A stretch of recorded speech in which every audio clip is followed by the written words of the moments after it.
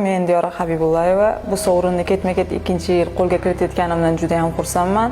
Qo'lga kiritishimda meni qo'llab-quvvatlab turgan yaqinlarimga, oila a'zolarimga juda ham minnatdorchiligimni bildiraman.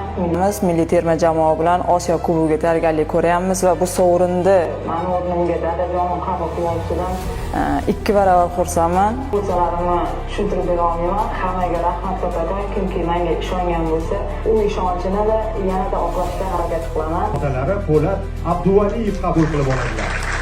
Habibullayeva Osiyo Kubogi saralashida ham 5 ta gol bilan uzoq kutilgan yo'llanma qo'lga kiritilishiga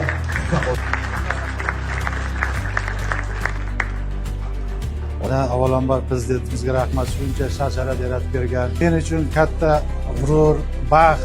Siz bola bo'lishiga qaramay shuncha darajaga yetyapti. Meni boshim osmonda. Xudo xolasa oldimda katta o'yinlari bor, Osiyo chempionati bor Avstraliyada. Xudo xolasa omad tilayman hammasiga. Jahon chempionatiga chiqsin, Olimpiadaga chiqsin. Hammani tabriklayman.